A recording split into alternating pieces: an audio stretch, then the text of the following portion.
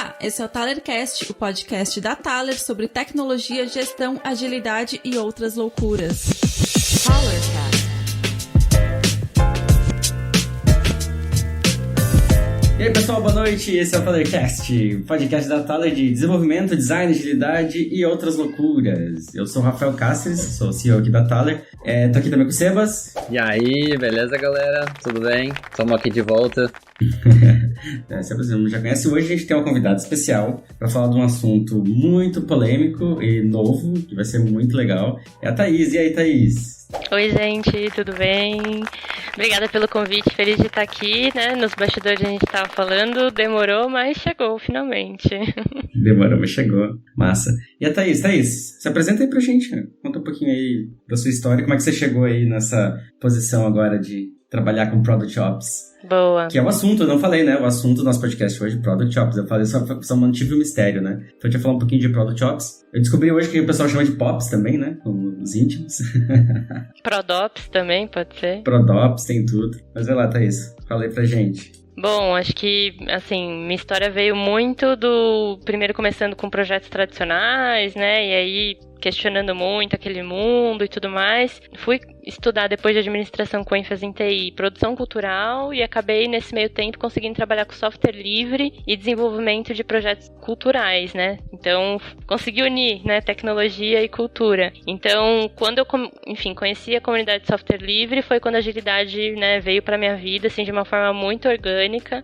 Então, viajei o Brasil inteiro em projetos com o Unicef, com o Ministério da Cultura, desenvolvendo esses programas e vivenciei na prática como que a gente une desenvolvimento e a gestão, né, que trabalhava com essas ferramentas para políticas públicas. E aí, depois de um tempo, acabei falando, acho que eu vou tentar voltar para a consultoria, né, aí voltei para a consultoria e aí, enfim, foi bem desafiador, mas ao mesmo tempo eu vi que talvez aquele mundo mais tradicional e de empresas conservadoras, que era muito mais difícil de implementar, né, mudança, não era muito a minha praia. E acabei indo para uma startup, o Jota, de jornalismo e tecnologia, e era muito focada em fazer machine learning, né, fazer predição e tudo mais. Eu falei, poxa, é isso, sabe? É trabalhar com pessoas que têm ali um propósito, um time mais enxuto, que a gente consegue errar e aprender com mais facilidade. Depois acabei indo para o PicPay, tive uma jornada lá e agora eu tô na Neon. E aí, essa jornada de agilidade acaba se mudando, né? Minha carreira é muito não linear, digamos assim, né? Então,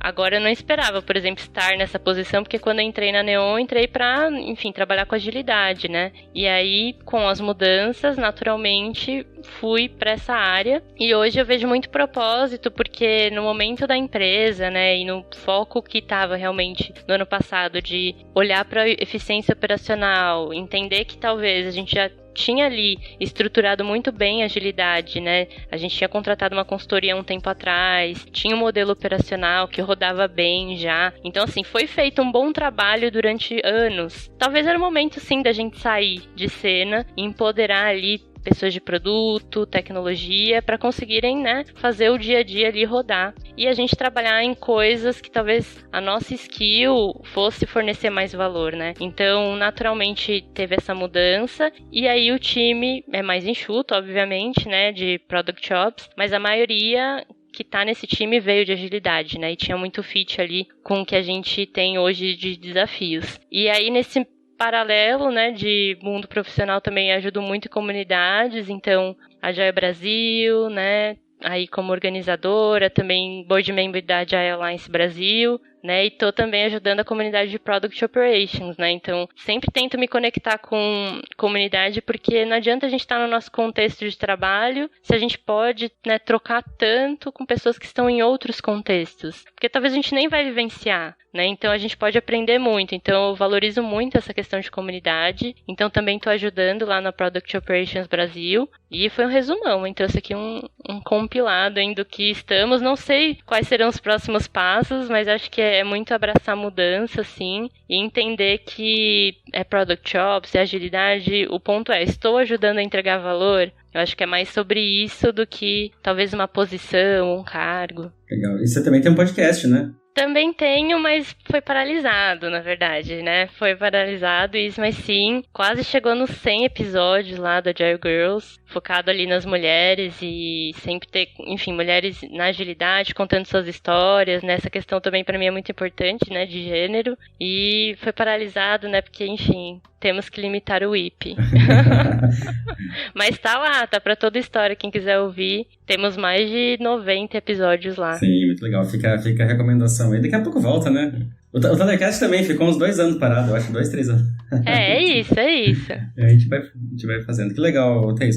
Pô, essa história do software livre eu não sabia, que bacana. Você fugiu um pouquinho, mas eu queria que você contasse um pouquinho, mas como é que foi isso, assim? Porque pra gente é interessante, porque eu e o Sebas, a gente é muito do software livre também, então a gente viveu lá o começo, e eu vejo que o software livre trouxe a gente também até onde a gente tá, muito pela questão da comunidade, né? De trabalhar em comunidade, acho que sim, pra gente é muito importante. Com certeza. Essa troca de experiências entre as pessoas, criar comunidade, ajudar a participar, tipo, aprender com a experiência das outras pessoas, realmente é uma coisa que é muito mais enriquecedora muitas vezes do que ficar lendo o livro ou ficar só autodidata. Eu sou muito autodidata, por exemplo, mas, cara, o fato de você participar de uma comunidade já expande muito os horizontes. Foi onde, assim, meu mundo expandiu muito. Eu tava nessa agência, né, La Fábrica, e a gente fazia projetos para empresas de terceiro setor. Então, por exemplo, o Unicef queria fazer um projeto, aí contratava a gente desenvolvia todo o projeto para eles. E era vinculado ao Instituto TIM na época, e o Instituto TIM quis fazer todos os projetos em software livre. Então a gente fez mapas culturais, fez o Fora da Escola Não Pode, que mapeava crianças fora da escola, tudo isso com software livre. E aí a gente... Era isso, né? Documentava, tinha toda a documentação disponível. Quem, enfim, quisesse pegar, subir uma funcionalidade, fazer um mapa cultural da sua cidade, estado. Inclusive o Uruguai, uma época pegou, desenvolveu deles lá. Então, assim, essa questão de compartilhar, pra mim era uma coisa inédita, porque eu tava no mundo tradicional, né? Que era tudo muito rigoroso. Aí agora você compartilha a documentação, pra mim não entrava na minha cabeça no início, né? Mas aí depois eu entendi o valor, né? Então, assim, poxa, a gente compartilha conhecimento aqui para ir evoluindo, para não ficar numa única pessoa que tem o conhecimento e que só depende dela, né, que é aquela coisa de criar, né, os castelinhos, e aí tem os reis e as rainhas, e sem eles você não pode entrar no castelo. Mas aí era muito bom porque tinha essa comunidade, a gente fomentava eventos para falar das plataformas e como a gente podia desenvolver mais melhorias, e nossa, foi muito incrível. Para mim eu aprendi demais, e ali é o valor da agilidade também conectado, né? Porque é olhar para o que a gente está fazendo, como a gente melhora, se adapta e constrói junto, né? De forma transparente. Então, para mim ali foi realmente um divisor de águas, assim. E até hoje, por exemplo, eu sempre tento, por exemplo, vamos deixar tudo documentado, transparente entre nós e do time. Poxa, eu tava lá falando com alguém, mas eu posso documentar para outra pessoa ter visibilidade, tomar uma decisão que não dependa de mim, sabe? Então, acho que muito disso eu vivenciei lá atrás e eu tento compartilhar. E acho que na comunidade é muito assim também, né? Na Agile Brasil, por exemplo. A gente faz pela comunidade. A gente tem a Agile Alliance Brasil, que tem o CNPJ que nos ajuda a fazer acontecer, mas no fim são voluntários. Cada ano vai tendo novos voluntários e a gente tenta ter uma documentação para quem vai chegar, vai entender o que foi feito no ano passado, e a gente vai melhorando. Inclusive o Comitê de Diversidade e Inclusão, né, que a gente começou uns 3 anos atrás, não tinha. Aí começamos no primeiro ano fazendo poucas coisas, no segundo a gente foi incrementando mais coisas, e nesse a gente tá fazendo mais. Então acho que é muito disso, sabe? Então sempre recomendo, participe de comunidade, tente vivenciar isso na prática, né? Porque às vezes, dependendo da empresa que você tá, não tem muita essa liberdade, mas na comunidade você consegue vivenciar, né? Tem um livro um artigo, não é um artigo, né, do Eric Raymond, que é a Catedral e o Bazar, né? Me lembrou muito você falando disso. Que pra mim ali foi uma chave também do começo de agilidade, né? Que, pô, né? Sai daquele mundo catedrático pra, né, fazer um negocinho menorzinho ali, mais colaborativo, mais assíncrono, né? A gente tava falando um pouquinho disso antes, né? De trabalho assíncrono e como é que ele flui, acaba fluindo melhor, ainda mais no mundo remoto, né? Que é a base ali do software livre, né? Trabalho remoto, trabalho assíncrono. Eu acho que a gente tá cada vez mais, né? Pegando tanto que a gente já pegou toda a tecnologia de software livre que hoje é a base da nossa internet, e hoje a gente tá começando a pegar esses pedacinhos aí de gestão também, né? É isso, e como que a gente traz também pessoas que estão desenvolvendo para pensar gestão. Acho que é uma quebra de paradigma importante também, sabe? Então, cada vez mais... E lá, nessa época desses projetos, era legal porque a gente unia muito a galera que era gestora da galera que era desenvolvedora, na mesma sala, assim. A gente queria discutir junto. Então, isso é difícil acontecer muitas vezes, né? Porque as decisões são tomadas pelo C-Level e a portas fechadas e depois você só executa. Então, acho que a gente precisa meio que voltar a questionar esse status quo, né? Assim... Não, vamos lá discutir também como que a gente faz estratégia com quem vai desenvolver e assim por diante, né? Sim, acho que por muito tempo se usou, e acho que ainda se usa bastante a muleta de que não é escalável, né? Que não escala, né? Que tem que separar as pessoas para poder escalar, né? E isso provavelmente vem muito do Fordismo, né? De isolar as pessoas mesmo para fazer uma tarefinha só, né? Uma coisinha só, né? E limitar até o conhecimento da pessoa para ela só ficar fazendo só aquilo, enquanto pessoas fechadas entre quatro paredes ali tomam as decisões e são criativos, as pessoas criativas, né? Mas aí, para isso, você tem que ter vários papéis e tem que crescer a estrutura da sua empresa. Aí você tenta fazer isso, você inchou sua empresa. Aí você entra no inverno das startups que você precisa... E agora, e aí? né? Aí você vai pedir para aquela pessoa que tava num papelzinho só, que agora ela tem que fazer mais coisas. Então, é o dilema, né? Eu acho que isso é uma boa conexão pra gente entrar no tema do Product Ops, porque eu vejo que algumas pessoas, né, vamos trazer aqui, a gente vem da agilidade, em tudo isso que a gente estava falando, né, e hoje a gente tem essa nova área, né, nova entre aspas, né, mas agora acho que está no hype, ou está sendo muito falado, mas essa área de produto, operações de produto, né, e eu vejo muita gente com dois medos, assim, primeiro é que a agilidade morreu, né, se fala, e o segundo é que, o Product Ops é um novo jeito de você criar controle, né, você criar, é o novo PMO, né, o que você acha disso, Thais? Qual que é a sua visão? E aí a gente entra no que é para você. Eu acho que também tem várias definições hoje, né? É uma área muito nova, então eu queria saber o que é para você e como é que tem sido isso aí na Neon, assim, como é que tem sido essa transição da agilidade para esse trabalho com Product Ops. Bom, acho que independente de qualquer coisa, assim, essas frases polêmicas e tal, eu rechaço. Acho que, ignora isso, sabe? Acho que você tá fazendo o que for, seja agilidade, qualquer outra coisa, mas tá entregando valor. Eu acho que é sobre isso, né? Muito do que eu penso. Mas acho que tá, sim, sendo questionado cada vez mais a agilidade no formato que a gente tava vendo, que eram estruturas muito inchadas, talvez muito focadas em facilitação, talvez não conectadas com o negócio. Sim, estão cada vez mais sendo colocadas em xeque. E eu acho que não tá errado. Tá, eu acho que assim, a gente tem que realmente ser crítico também com a disciplina, né, assim. E será que a gente também não estava ocupando um espaço, porque a gente falava muito, né, não, o agilista tem que ser desnecessário e tudo mais. Será que não chegou esse momento? E aí também a gente se apegou demais àquilo e tá com medo? Então acho que são muitas coisas, né, assim. Mas, no geral, eu acho que não fiquem com medo disso e tudo mais. A agilidade vai continuar sendo importante. Talvez não seja um papel mais, uma área mais no futuro. Hoje ainda é, e acho que é super relevante. Mas, e se não for, tá tudo bem, sabe? Vai vir um outro nome, mas você continua entregando valor. Acho que é mais sobre isso. E pra gente desapegar também. Poxa, se as pessoas estão conseguindo evoluir sem aquele papel, talvez a gente fez o nosso trabalho, sabe? A gente foi até onde a gente precisava ir. São ferramentas, né? A gente tem que parar de se apegar tanto à ferramenta e saber que a gente tem que usar essa ferramenta até onde ela for útil pra gente. E achar um meio termo ali, né? Tipo, às vezes não precisa ser esses extremos, né? Por exemplo, Product Ops, quando eu tô olhando assim o Product Ops e as atividades que envolvem dentro dessa área, enfim, eu vejo muito agilidade ali também. Mas, tipo, por exemplo, feedbacks curtos, né? Processos, né? Tem várias coisas que, né, toda a parte de facilitação, de envolvimento das áreas ali, né, de várias áreas, multidisciplinares muitas vezes, né, e tudo mais. Então eu não vejo, tipo assim, ou eu faço agilidade ou eu faço Product Ops. Eu acho que isso não existe. Acho que você está olhando pelo lado errado, acho. Ou acho que pode ser por causa muito de que não está muito bem definido ainda, né? O que é o Product Ops. E aí deixa margem as pessoas acharem que é uma coisa que, tipo, ou eu faço agilidade ou eu faço Product Ops. Não sei o que você acha. Eu acho que é isso. E independente da área, a agilidade deveria permear todas as áreas, né? Assim, a gente não precisaria ter o papel ali. Exato. Exato. Então, acho que tem tudo a ver, sim. Inclusive, tem estruturas, empresas que têm agilistas na estrutura de Product Ops e tá funcionando e tá tudo bem. Mas, no geral, acho que o Product Ops é um time que ele precisa ser criado quando a empresa ela tá escalando, ela tá crescendo e tá perdendo, assim, a mão de algumas coisas estruturais importantes. Olhando para tecnologia, produtos, design, mas assim, precisa de um time talvez olhando para essas questões mais estruturais e como que a gente tem qualidade, né, nesses processos com foco mais em produto. Então, quando a gente fala de agilidade, a gente, nossa, pode trabalhar em qualquer área, né? Era bem amplo o escopo, dependendo dos problemas que a gente gostaria de resolver.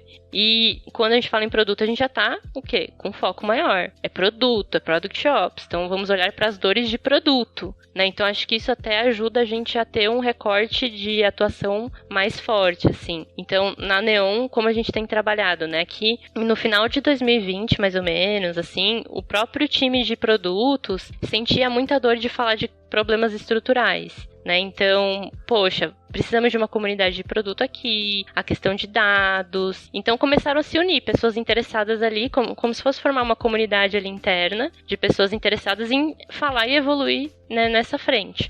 O problema é que quando você faz isso no seu Magic Time ali, nos 5% que você tem disponível, não é sua prioridade. Então, a vazão para aquelas iniciativas demora muito ou nem acontece. Então, no ano passado, meio que tomamos essa decisão, no meio do ano, né? Vamos formalizar uma área, uma estrutura ali que vai realmente dar esse foco, né? Porque até então não estava sendo possível. Então, foi muito nesse sentido. A gente viu já a importância de Product Ops muito antes de ter a área. Então, tinham papéis ali, pessoas que desempenhavam esse papel. Isso acontece muito, né, ainda. Não necessariamente você precisa ter uma área. É um papel, muitas vezes. E aí, a gente definiu, vamos ter essa área e aí foram elaborados 4 pilares que vieram muito do que já estava sendo trabalhado, né, por essas pessoas. Que é o pilar de tech, dados, processo e comunidade de produto. Então, hoje eu sou responsável por 2 deles, que é comunidade de produto e processos, e tem um par meu que cuida para tech e dados. Então, principalmente em tech e dados, ali a gente está falando muito de como que a gente melhora o nosso release process, como que a gente olha para dados, tagueamento da jornada. Aqui a gente usa Mixpanel e Growth Book. Então, como que a gente melhora experimentação, como que a gente consegue viabilizar mais experimentação. Então,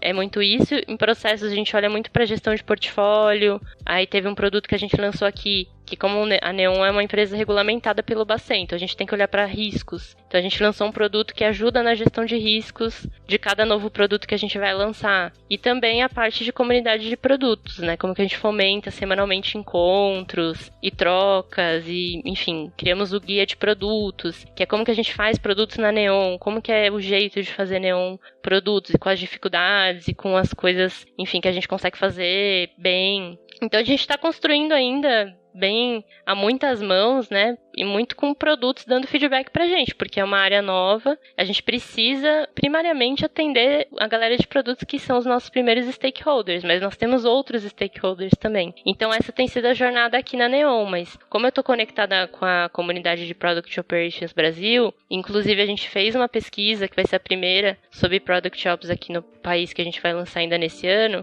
Deu pra ver já ali pelos dados, assim, que muita coisa incerta, cada empresa tem os seus pilares, então é isso, a gente tá se descobrindo, né? E até nos bastidores a gente tava falando, não tem um livro, por exemplo, Product Ops, você vai procurar lá. Não tem, vai ter. Em breve a Melissa Perry vai lançar. E ela fala um pouquinho no Escaping the Bird Trap, ela fala um pouquinho de Product Ops num capítulo bem rápido, mas ainda não tem uma vasta bibliografia e tudo mais, e estamos criando, estamos aprendendo. Então dá pra ver que muitas empresas têm um papel, mas não formalizam uma área. Muitas empresas têm a área, mas foca em atendimento, outra coisa, né? Nem produtos. Então tem áreas que focam mais em insights, como que a gente gera insights e volta para produtos esses insights. Então, por exemplo, isso não é um pilar que nós temos ainda. Então acho que depende muito de cada dor ali, cada organização. Mas no final eu volto naquele ponto, seja agilidade, Product Ops. Se a gente não estiver entregando valor, assim, não tem nem por que existir, né? Então acho que essa é a reflexão que a gente tem que ter, assim, diariamente. Você acha que além de entregar... porque eu tava pensando, assim, quando você tava falando, de que realmente tem um foco muito grande em, cara, tem que entregar valor, né? como é que a gente pode fazer para entregar valor, ao contrário de como é que a gente pode criar mais cargos com nomes diferentes que fazem mais coisas, né? E se preocupa mais em fazer o processo certo do que realmente entregar valor. No caso de entregar valor, muitas vezes você procura e se entrega muito valor, mas não de uma maneira sustentável e termina se enforcando a própria organização no final, né? Como é que tu vê isso dentro do âmbito de Product Ops? Porque eu vejo que tem muito foco em eficiência, né?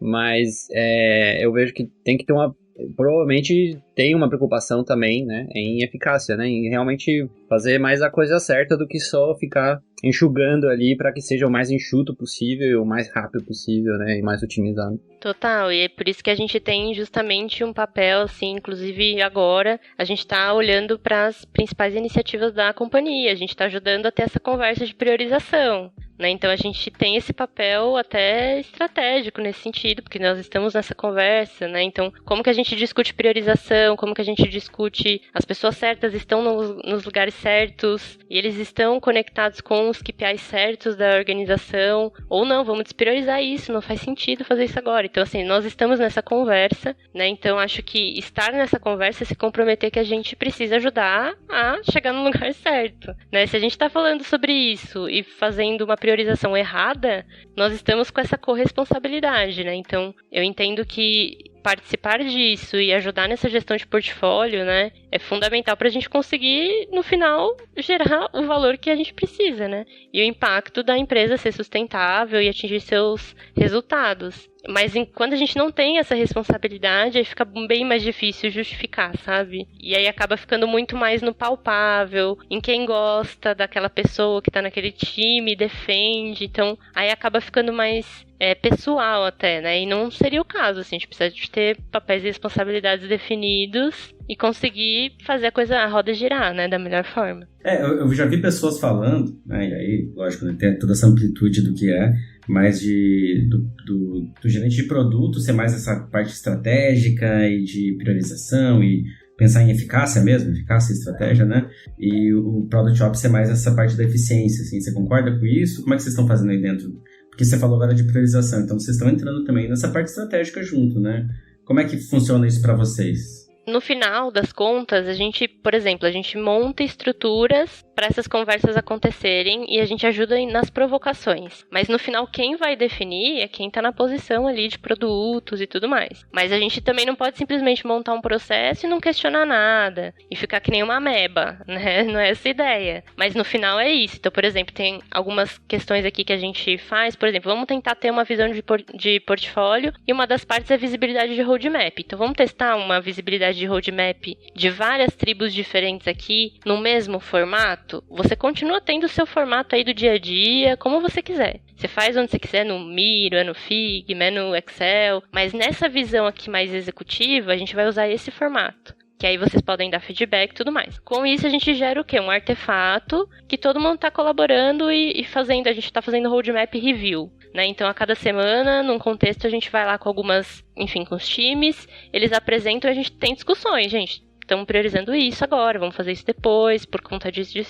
O artefato a gente ajudou a criar, né? A gente ajuda a tocar essa frente, mas quem vai lá, quem apresenta, quem dá os insumos é o PM, né? Então, é um pouco esse o jogo, né? A gente tá ali mais para apoiar, para dar suporte, mas precisamos também ter um papel crítico. Não simplesmente fazer o processo pelo processo, né? Legal. Então, vocês acabam tendo essa atuação cross de vários times, várias áreas, né, no caso, onde vocês trabalham tanto o processo, né, em como melhorar o processo dessas áreas, como vocês fazem uma facilitação ali de como isso vai acontecer. É isso. E tem muita resistência, assim? Tem. Normal, né? Porque, querendo ou não, a gente pegou muitas dores ali, né? Então, por exemplo, o processo de release é um processo muito doloroso, tem muitos problemas. Então, a gente tá lidando com coisas que ninguém quis resolver, digamos assim, entendeu? Então, tá sendo difícil, mas também é o caminho pra gente encontrar uma solução. Falar de priorização nunca é fácil, né? Então, pô, galera, vamos lá. Por quê? Você tá questionando por que você tá priorizando isso e não aquilo, tá colocando todo mundo pra discutir. Então, você tá mexendo ali em coisas que, pô, é melhor não mexer pra manter tudo bem. Mas, assim, são conversas que precisam ser feitas. Então, a resistência, ela é muito normal, assim, acontece. E acho que também teve uma questão da gente ganhar confiança das pessoas, porque, querendo ou não, a maioria das pessoas estavam em agilidade e agora estão nessa posição. Então, você tem que ganhar confiança. E você ganha confiança o quê? Mostrando seu trabalho no dia a dia. Não tem outro jeito, né? Então, no início é meio que todo mundo tá esperando. E aí, será que vai dar certo? Né? Então, também tem essa questão. Mas acho que hoje a gente já conseguiu enfrentar essa primeira barreira e a gente tem resistências do dia a dia ali, de alguns processos que a gente tem que fazer rodar, que são um pouco mais chatos, mas necessários, né? Como eu falei, a gente é uma empresa regulamentada, precisamos olhar para a gestão de risco nos produtos que a gente está fazendo. Então, é um papo mais chato do que falar de uma experimentação incrível, um teste. Mas são coisas que a gente precisa fazer.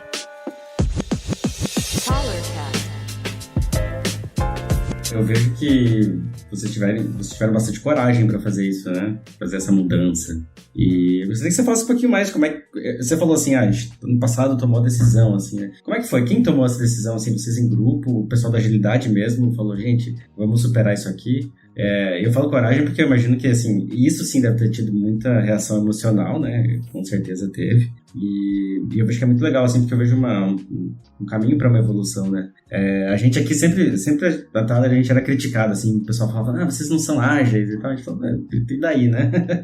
Apesar de a gente estar na comunidade, né? Tá lá tudo mais, assim, várias vezes já aconteceu de cliente falar, vocês não tem Scrum Master, não tem PO, não tem Sprint, não tem time, não faz time de 5 até 10 pessoas, né? A gente sempre foi meio que indo contra aí vários... Quantos pontos tem essa, né? Tipo assim, por que vocês não fazem por pontos? Aí fica mais fácil pra fazer priorização, sabe? As coisas assim. Aí vocês criam um fluxo unificado, né? Pior ainda, né? Porque pessoa trabalhando em vários projetos ao mesmo tempo, né? Nossa. Então, assim, a gente era... Muitas vezes, pro pessoal que é mais da agilidade, falar tradicional, assim, a gente era sempre uma afronta, assim, né? E eu vejo que é muito justamente porque a gente foi evoluindo, assim, né? A gente foi olhando o que acontecia de problema e foi andando, assim. Eu imagino que pra vocês deve ter sido algo bem parecido, né? Vocês foram olhando ali o que a gente vai, né? Como é que a gente vai evoluir, até que resolveram dar um nome pra isso, né? Como é que foi esse processo, assim? Conta um pouquinho pra gente. É isso.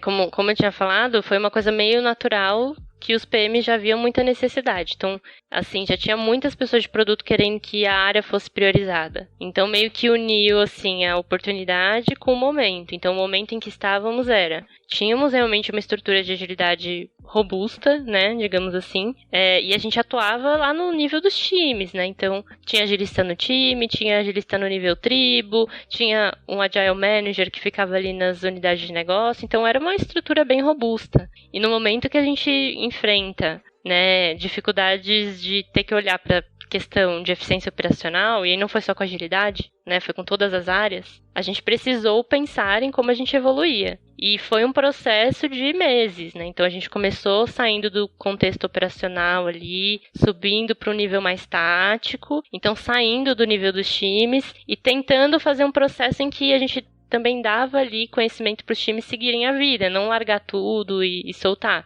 Mas foi realmente um processo de estamos saindo do nível dos times, vamos para o nível tático. Entendemos ali como que poderia... Algumas coisas deram certo, algumas coisas não deram certo, aprendemos. Tá bom, então talvez também no nível tático podemos sair. Vamos ficar no nível da ABU. Então foi meio que um processo de meses, até realmente tomar a decisão de que é isso, conseguimos seguir sem ter o papel. Acho que foi uma decisão difícil, porque a gente tinha realmente agilidade ali, como tinha um programa, assim, que era o Agiliza, né? Tinha um nome, tinha coisa que no onboard em todas as áreas ouviam sobre isso. Tinha um modelo operacional que rodava e tal. Então foi difícil emocionalmente, mas foi necessário para o momento em que estamos, sabe? E aí foi natural que algumas pessoas de agilidade continuassem fazendo o trabalho ali das iniciativas de Product Ops, até pelo conhecimento que elas tinham. E, obviamente, também a gente está estudando pra caramba produtos e estamos, enfim, correndo também muito atrás disso, de aprender mais. Mas foi bem nesse sentido, a gente foi ao longo do tempo testando formatos. Ok, podemos sair do time, ok, podemos sair do nível mais tático, ok, sabe, não precisa ficar nesse nível operacional. E aí a gente meio que foi saindo. Muito legal.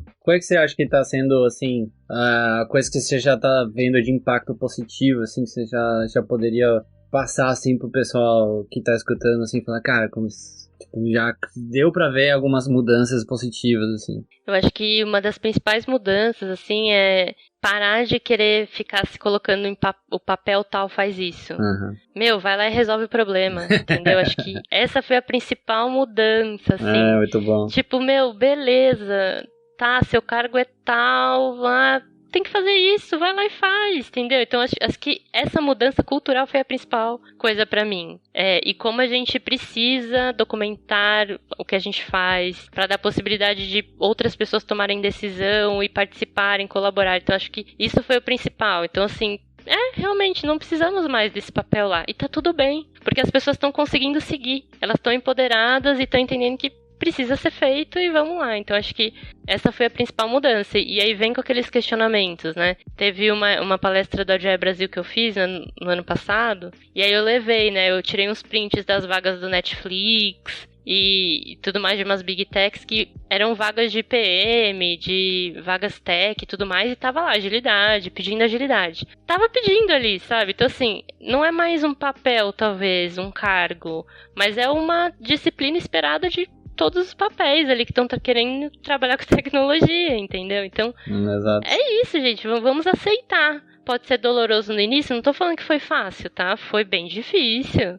Não tô aqui contando depois de meses. Foi difícil, a gente, enfim, tinha uma área robusta e agora não tem mais. Então, sim, decisões difíceis foram tomadas, mas o mundo está caminhando para isso, sabe? É meio que, é como se a gente não quisesse olhar pro chat GPT, não quisesse falar sobre essas coisas. Tipo, precisamos falar, sabe, sobre isso.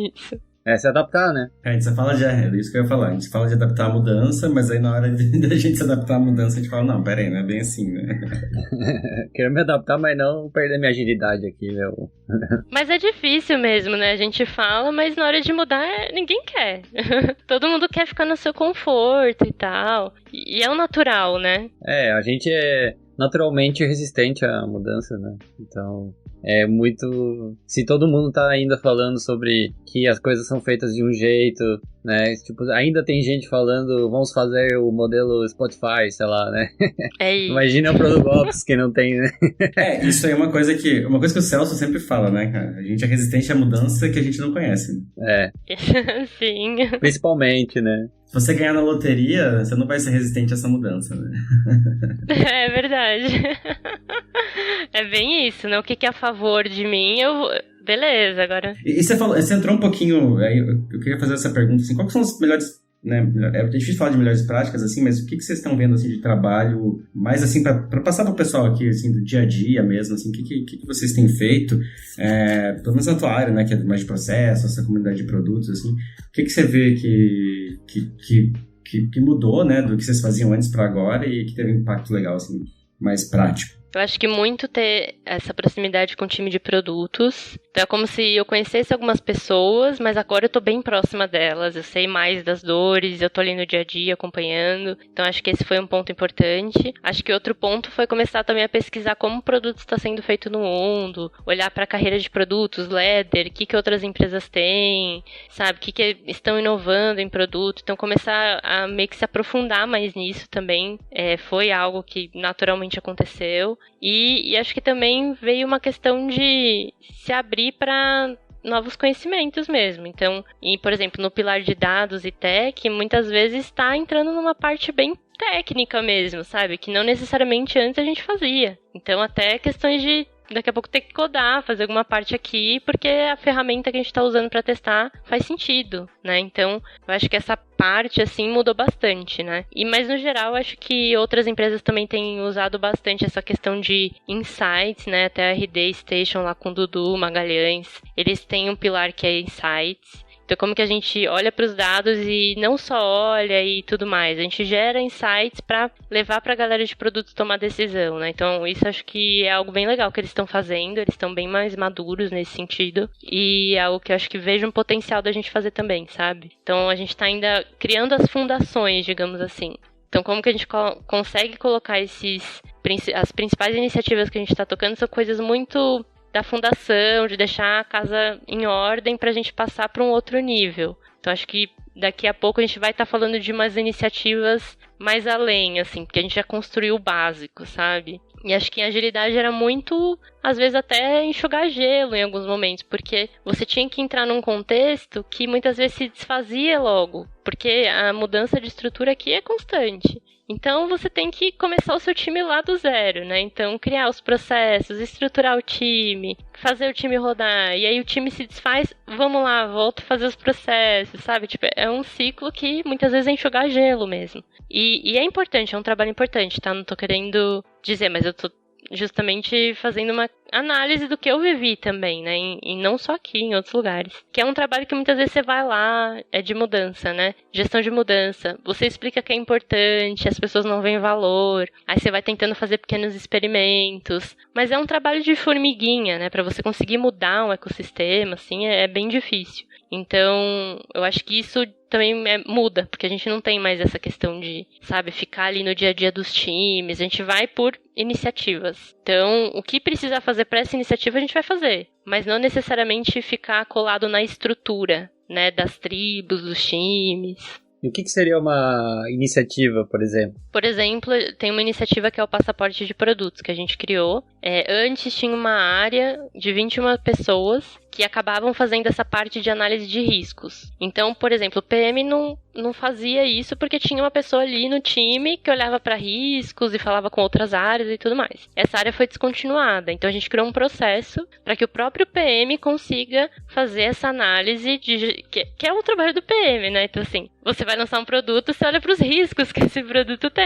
Mas aí a gente criou uma forma do processo ser enxuto, ser rápido, com as áreas focais de fraude, financeiro, riscos. E aí estamos rodando. Essa é uma iniciativa que a gente fez. Então a gente já está indo para a V3 dessa iniciativa. Então a V1, vários feedbacks, vamos ter que melhorar, fizemos a V2 e vamos para a V3 agora, sabe? Então incrementando melhorias e já está muito melhor do que ter uma área de 21 pessoas que elas são responsáveis. Não, a pessoa de produto ali é responsável pela entrega do produto todo, inclusive da gestão de riscos. Então essa é uma iniciativa que a gente tem trabalhado bastante. Cara, isso é muito legal. Isso é muito legal porque tira essa especialização profunda, né? E deixa mais aberto, né, o campo do conhecimento para as pessoas evoluírem, né? Porque realmente a gente precisa estar mudando, né, de novo.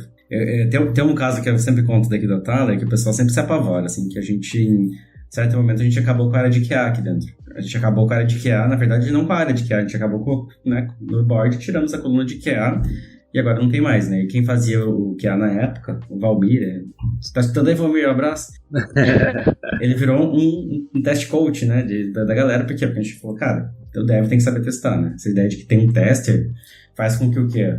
A galera mande o código mais ou menos e o tester que se vire, né? E acha os erros e volta pra mim. E isso acabava aumentando muito o tempo. Quando você coloca o dev direto para entregar direto pro cliente, que seja pra quem for, ele começa a ter que aprender a testar, começa, tipo, né? Não ficar com essa barreira, né? Não tem ninguém protegendo ele ali dos problemas, dos problemas do dia a dia. E eu vejo que na tua fala, pra mim, é muito parecido, assim, cara, vamos acabar com essa área, porque, cara, esse conhecimento não é vertical, ele tem que ser horizontal ali dentro. Será que deveria ser uma área ou uma habilidade que as pessoas deveriam ter, sabe? Acho que é bem isso, assim. Exatamente. E com toda essa questão que tem hoje do pessoal falando, tipo, sobre burnout, né? E falando de que a carga cognitiva e de que agora o pessoal quer que eu faça mais coisas e, né? Esse tipo de narrativa é bem comum, assim, da gente ver, né? E com esse tipo de coisa, assim, de tipo Product Ops e tal, onde você tem várias disciplinas, várias habilidades ali envolvidas, várias áreas, né, uma coisa mais cross, assim. Como é que você tem lidado com esse desafio? Ou se você tem visto ter passado por isso? É natural que isso aconteceu, sim. E tem pessoas que se adaptam com isso e tem pessoas que não vão se adaptar, vão querer ir para uma empresa em que ela vai ficar naquela caixinha, né? Então, eu tô tentando ver como uma oportunidade de aprendizado. Mas realmente, no início de virada de chave, então, por exemplo, não tem mais QA. No primeiro dia que o QA não vai estar mais, não vai ser um dia fácil. Não adianta a gente fingir que vai ser, não vai ser. Mas é passar pela mudança, entendeu? Então, assim, passar por isso vai ser importante, porque a gente vai ficar melhor depois. Só que tem gente que consegue passar e tem gente que não aguenta, que, tipo, não suporta. E acho que também tá tudo bem. Só que cada vez mais, assim, quando a gente fala de, né, empresas que estão inovando e tal, você tem que abrir seu leque de habilidades. Então, você tem que, obviamente, ser sustentável e tal, mas você vai ter que aprender coisas novas, você vai ter que ler coisas novas, estudar coisas novas. Se você ficar naquela sua caixinha, talvez daqui a pouco não vai ter mais seu espaço, entendeu? Então, eu vejo muito por essa linha, assim. Vamos aprender, poxa, não sei isso, você tá me falando isso, vou estudar e a gente volta, sabe? Então, é muito por essa linha e, obviamente, que dá uma ansiedade, às vezes, mas tenta ter uma rede de apoio na própria empresa, conversar com pessoas, o que eu priorizo agora para aprender, e aí vai indo, não precisa ser tudo de um dia para o outro, mas é necessário, né? Porque a gente está falando de papéis fazerem mais coisas, então você vai ter que também aprender coisas novas. Mas tem um retorno muito maior do que talvez a questão de você ter que aprender somente, entendeu? Então aquele primeiro dia sem o QA vai ser muito difícil, mas talvez o segundo mês sem aquele QA, poxa, as pessoas estão aprendendo muito, estão entregando, estão fazendo entrega de ponta a ponta, sabe? Então o valor vai ser muito melhor, mas a questão é como a gente mostra isso, o potencial que você vai ganhar, porque quando você tá falando que vai tirar o QA, poxa, já é resistência. Não vai me dar mais trabalho, não vão aumentar meu salário, mas não, olha o valor que tá ali na frente, tenha paciência. Então acho que é um pouco isso, mas é difícil, no dia a dia não é fácil não. E aí quando você fala, tirou o QA, tirou o agilista, realmente você tá tirou outra pessoa que cuidava da parte de riscos. Então você tá realmente tirando várias coisas, sabe? Então não vai ser fácil mesmo, mas acho que tenta olhar pelo lado do aprendizado. Eu vejo também que, em muitos casos, que eu tô vendo muito agora, né, que o pessoal percebeu que quanto mais gente, talvez, até complica, né, porque você tá criando mais barreiras, né, menos colaboração entre as pessoas, e acaba que talvez, não necessariamente você vai ter mais trabalho, né, às vezes você vai ter um leque maior de conhecimento, às vezes, né, não tô falando sempre, porque tem lugares, né, mas você vai ter um leque maior de conhecimento onde você pode ter um feedback mais rápido sobre o que você está fazendo. Realmente ter um feedback sobre o trabalho que você faz, né? Não ser só uma partezinha. Eu acho que isso é bem importante. Eu acho que eu vejo que isso é uma vantagem bem boa, né? Porque eu acho que dá pra otimizar, né, o teu trabalho mesmo. Tipo assim, às vezes você tá fazendo um trabalho que muitas vezes não seria necessário. Seria, às vezes, um retrabalho, um desperdício, ou alguma coisa que alguma outra pessoa poderia te ajudar pra você fazer um trabalho mais assertivo, né? Em vez de só ficar fazendo ali o trabalho de gestão de risco ali, só gestão de risco, né? Mas às vezes, tipo, sei lá, 30%, 40% daquele trabalho que você tava fazendo não era necessário, às vezes. E até te empodera, né? Te empodera, enquanto uma pessoa de produtos, você tá muito mais empoderada, porque é você que vai lá falar de tudo, entende? Então você tá muito mais empoderado pra tomar uma decisão, pra falar sobre isso. Então acho que é melhor ir por essa linha de pensamento do que, é mais trabalho, é mais coisa. Porque aí a gente tá limitado a ficar naquele trabalho fabril de caixinhas e, gente, não é mais isso, né? Não tem mais como, não tem mais espaço pra esse tipo de coisa. Pelo menos na inovação não, né? Até porque eu vejo que é muito... você falou uma coisa antes, que eu achei muito legal, que é a questão de conversar, né? Você tá conversando com mais gente e, se não me engano, é o Snowden que fala assim, que ele fala, cara, por que a agilidade deu certo? Ele fala, porque ela botou as pessoas pra conversar, assim. Não é porque usou isso, porque tem um método aquilo, porque tem skills. Não, porque agora as pessoas param e conversam mais rápido, e, né? Isso faz com que as coisas andem, assim, né? Do jeito que você faz, meio que não vem ao caso, mas, assim... Conversem, gente. Como é que a gente faz as pessoas conversarem e trocar e essa ideia fluir, né? Então... Não, é muito isso.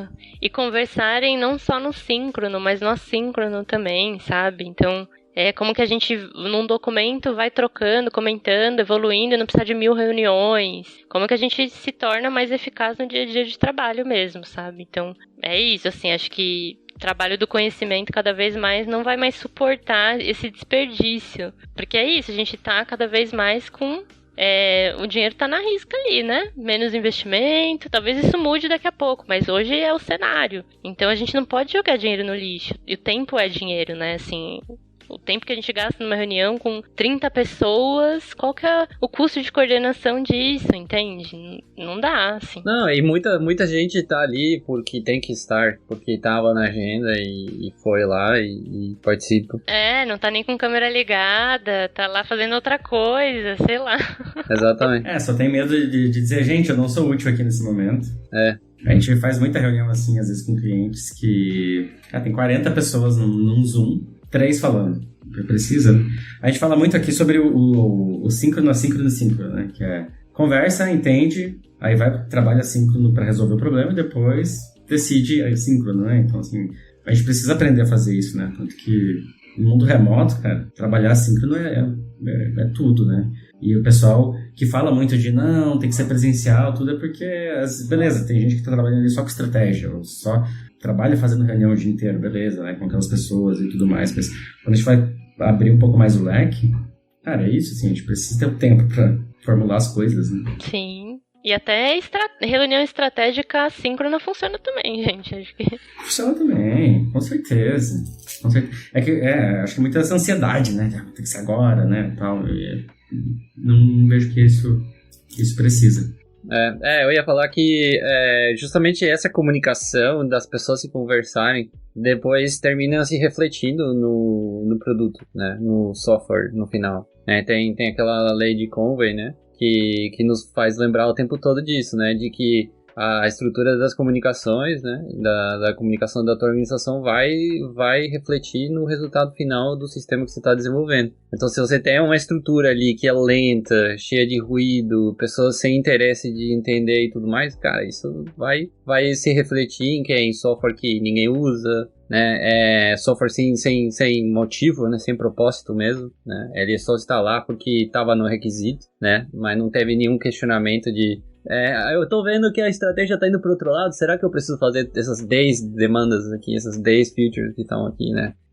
A gente tem visto cliente, inclusive, e até possíveis clientes que têm relatado muito esses problemas de que muitas vezes a estratégia tem um delay muito grande entre a estratégia e o que está sendo entregue, o que está sendo desenvolvido, né, da parte do delivery. E muitas vezes tem esse delay tão grande de que a estratégia mudou e o pessoal ainda continua entregando coisa que nem precisava entregar mais. Mas porque não teve a comunicação, né? Exatamente. Aí eu queria saber como é que é o Product Ops na tua vida, né, nessa ótica de Product Ops, como é que você acha que resolve isso? Eu acho que dar essa visibilidade, aí depende obviamente de cada organização, mas aqui é como a gente ajuda a ter essa gestão de portfólio eficaz. Então o que a gente está priorizando no estratégico tá no tático conectado, tá no operacional conectado, e a gente está falando principalmente não o que a gente está fazendo, mas o que a gente não está fazendo, não está mais priorizando. Eu acho que isso é mais importante ainda. Tipo, gente, não vamos mais fazer isso. Tá tudo bem, mudamos a nossa estratégia. Porque às vezes a gente muda as estruturas e tal, e os times ficam sem entender, gente, e agora? Mudou minha estrutura, meu gestor mudou e tal, mas eu continuo fazendo o que eu tava fazendo? Eu não continuo fazendo? A gente só esquece de falar essa comunicação final de que, então, a estratégia também mudou. Então, acho que o nosso papel em falar de priorização tá muito nesse sentido, em ajudar a realmente conectar na ponta lá o que tá sendo feito e, desprioriza isso, não faz mais sentido, tá? Não faça mais isso. Então, acho que é isso. É difícil, porque é muito mais fácil falar que vamos fazer isso, vamos fazer aquilo, a lista é essa, do que a gente falar, não vamos mais fazer isso. Mas é o que a gente tá tentando ajudar. Nossa, isso é muito real, assim. Eu acho que a questão do não geralmente é o que mais dá problema, assim, na comunicação, né? Cara, não, é porque o lance da disciplina mesmo é dizer não, né? É saber dizer não com disciplina, né? Não necessariamente o sim. E eu vejo que muito problema acontece nisso aí que você falou, né? Pô, a galera não sabe que isso foi despriorizado ou que isso não é mais importante para a empresa. Pode até saber, a estratégia foi para cá, legal, mas significa... E o que significa isso? Em questão de nãos, né? Então isso aqui vai sair, isso aqui vai sair. É bem importante isso.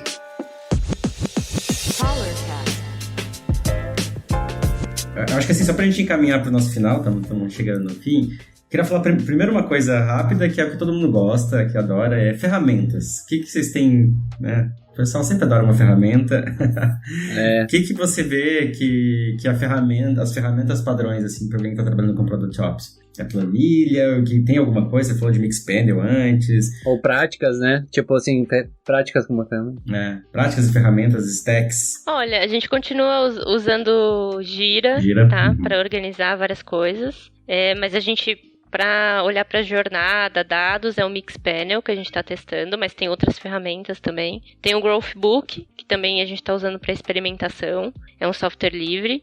E aí, Figma, né, assim, a gente está tentando usar menos slides e mais docs. Então, escrever um PPS, né, um Problem Proposal Solution. Então, poxa, esse é o problema, essas são as possíveis soluções e a gente sugere que essa solução seja recomendada. E a gente tomou uma decisão a partir de um doc escrito, né? Então, estamos tentando ir mais por essa linha, assim. Então, não tem nada de outro mundo, assim, de ferramentas, não, tá? Mas eu acho que, principalmente, Mixpanel, acho que vai gerar muito valor pra gente se a gente conseguir realmente olhar para os dados da jornada, olhar para a experimentação no Growthbook, testes AB que a gente tá fazendo, e não só fazer por fazer, mas tomar decisão em cima disso, sabe? Eu acho que a gente...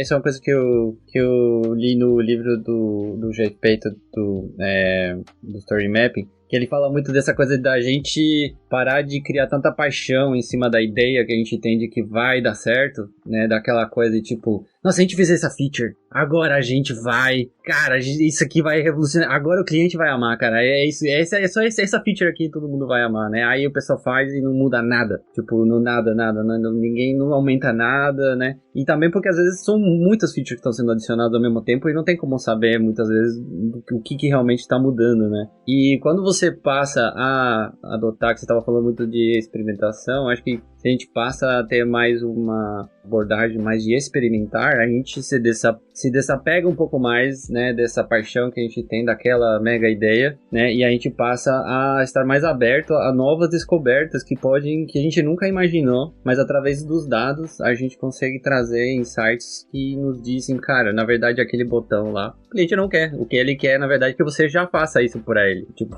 ele não quer clicar lá, sei lá, entendeu? E às vezes você nem precisa desenvolver nada, faz um fake door boa. E vê se a galera tem interesse. Exato. Nem, pelo amor de Deus, não gasta tempo com coisa que não faz sentido. E aí com o dado é legal, porque não é uma pessoa falando que você tem que fazer isso ou não tem que fazer isso. É o dado. Entende? Puramente falando. Tipo, as pessoas não têm interesse. Outra coisa, analisando o funil.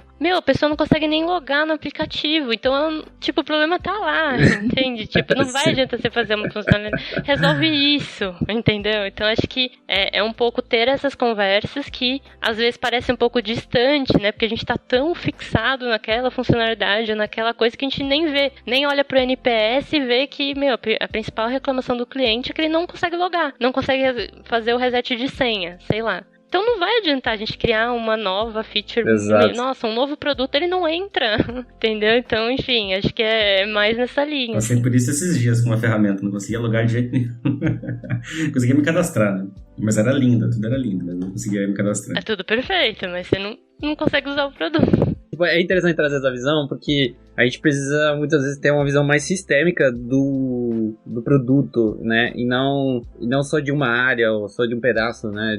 Tipo, por exemplo, não adianta você ter 10 features ou 20 ou 30, 40 features muito legais, super perfeitas, pixel perfect com layout, sei lá, alguma coisa assim. Super com micro animações, micro interactions e tudo. Mas o cara não consegue logar. Tipo, entendeu? Ou é lento, né? Ou é lento. O cara tem dificuldade. Exato. Ou todo mundo... É isso. As otimizações locais, né? Não adianta nada. Você vai fazer otimização local ali, mas isso eu acho legal, assim, de poder ver o todo. Uhum. É legal também você conseguir ser dono de um produto e entregar aquele produto, mas acho que pelo menos do meu perfil, eu gosto muito de ver o todo e tentar ver como que a gente melhora o todo, né? É muito mais difícil, obviamente, mas é quando você gera valor. Porque eu só tô aqui no meu local resolvendo, mas, não impacta, entendeu? Porque tem problemas maiores, né? Então, eu acho que ter essa visão cross é legal também, a gente ajuda priorizando as principais dores.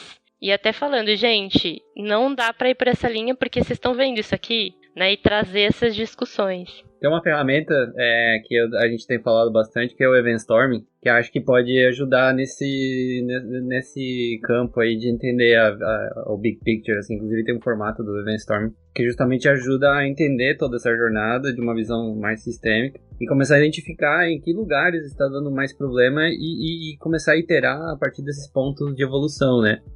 O Edward Snowden, ele fala sobre isso também, sobre enxergar o estado atual para entender qual que é o potencial evolutivo, né? Tipo, daquilo. Futuros possíveis. E falando de futuro, Thaís, agora você falou antes de comunidade, né? Que você está participando da comunidade de Product Ops também, né? E que é uma coisa muito nova, né? Não tem nem livro ainda, né? Você comentou antes. E aí, qual que na sua opinião, qual é o futuro aí da área, né? Do Product Ops? E se alguém quiser entrar nessa área, assim, né? Como é que faz? O que deve aprender? Olha, assim, futuro é bem difícil falar, né? Eu acho que é uma área que vai virar uma das queridinhas, eu acho, daqui a pouco, sabe? Porque fica muito em hype. Eu acho que a gente tem que ter cuidado com isso. Eu acho que a gente tem que questionar muito por que a gente tá criando essa área. Ela realmente resolve uma dor? Enfim, eu acho que eu vou olhar com muito cuidado, né, pro futuro. Mas eu vejo com bons olhos, assim. Inclusive, a Product Led Alliance tem lá uma comunidade que você consegue entrar no Slack e tem um canal de Product Ops, você consegue ver coisas do mundo inteiro, o que as pessoas estão experimentando. E não é nada do outro mundo, sabe, gente? Tipo, é muito próximo do que a gente já olhava pra agilidade, dos propósitos. Então, não sei, daqui a pouco nem vai ter mais Product Ops, eu não sei, entendeu? Então, assim, do futuro eu tô indo um dia após o outro. Mas acho que tem muito potencial se olhar realmente para essa eficiência operacional com foco também na eficácia. Se conseguir conectar essas duas pontas e ajudar produtos a, por exemplo, a pessoa de produto olhar para o produto. Se a gente conseguir resolver aquelas dores que ocupam muito do tempo dela, sabe? Então acho que aí a gente vai estar ajudando bastante. Então eu vejo muito isso. E também para quem quiser se aproximar, estudar e tudo mais, recomendo a comunidade mesmo. Tem o site productoperations.com.br. Lá tem referências, já tem alguns artigos, tudo mais. A cada 3 meses a gente faz encontros gratuitos. Tem o Slack também da comunidade. Então, assim, minha recomendação antes de qualquer curso é entre na comunidade, participe dos eventos, se conecte com essas pessoas. Tem vários artigos do que cada empresa está fazendo no próprio site. Então, poxa, eu quero saber como que RD Station faz. Tem lá um artigo. Então, o Dudu Magalhães do RD Station, inclusive, ele foi representar o Brasil no Product Operations Summit, que é, digamos que, o principal evento de Product Ops no mundo, em Nova York. Então, ele foi lá, falou do case. Então, assim, a gente está começando a aparecer, né, assim, digamos, no mapa. E é muito isso, assim, não tem muitos cursos. Tem um curso que é um cara do Google que dá, que é da Product Led Alliance, Product Operations. Eu até cheguei a fazer o curso, mas assim, é um investimento bem alto. Eu não recomendo fazer assim, só por fazer, sabe? Acho que se você tá na área, se você quer se desenvolver, beleza. Mas se você tá com interesse em descobrir mais, participa da comunidade, vai mais nessa linha. E é isso, não só Product Shops, mas área de produtos, né? Então, se aproxime também dos eventos de produtos, conversa com a galera, como que eles estão resolvendo os problemas. Então, acho que é bem nessa linha. E a agilidade também, né? Porque geralmente, sempre nos eventos tem uma trilha ali de produtos. Então, também dá pra trocar bastante. Massa, muito bom. Então, é isso aí, Thaís. Muito obrigado por participar. Nossa, aprendi demais aqui. Foi muito legal. Vou participar da comunidade, vou entrar lá. É isso aí, entra lá. Fiquei interessado. Fiquei interessado em entender um pouquinho mais sobre como é que o pessoal está trabalhando. Muito bom. E eu queria... Passa teus contatos aí também, para quem quiser te procurar, trocar uma ideia. Quem quiser me procurar no LinkedIn mesmo, me adiciona, manda mensagem. A gente pode conversar. Várias pessoas têm me procurado recentemente, né, para falar de Product Ops. Eu sempre marco papo, tô super disponível. Porque eu acho que é isso, a gente tem que realmente se ajudar, né? Porque muitas vezes você quer fazer um bench aqui, né, porque você tá criando. Então, fico super à disposição. E contem comigo também aí pra apoiar, né? Principalmente mulheres eu costumo ajudar muito com mentoria. Então, tá com desafio aí, tá com medo. Ai, será que eu continuo em agilidade? Não, vamos conversar, me coloco à disposição. E é isso. Massa. Então tá, Thaís. Obrigadão. Só queria agradecer a Thaís, né? Valeu, obrigado por ter aparecido aí no nosso Talercast. Nosso humilde Talercast. Nosso humilde Talercast, né? É um assunto que eu tinha bastante interesse, assim, de entender com alguém que já está inserido, então foi ótimo te receber aqui, muito obrigado. Adorei, obrigada. Nossa, e pessoal, os links a gente vai botar aqui pra vocês olharem, todos os links que a Thaís falou, a gente vai colocar aqui embaixo pra vocês clicarem. E acessem o blog da Thaler, tem um monte de conteúdo lá, sigam a gente nas redes sociais, se inscreve aí no Spotify também, tá? Que vai ter outros, em breve teremos outros episódios. E é isso aí, obrigadão, tchau, tchau.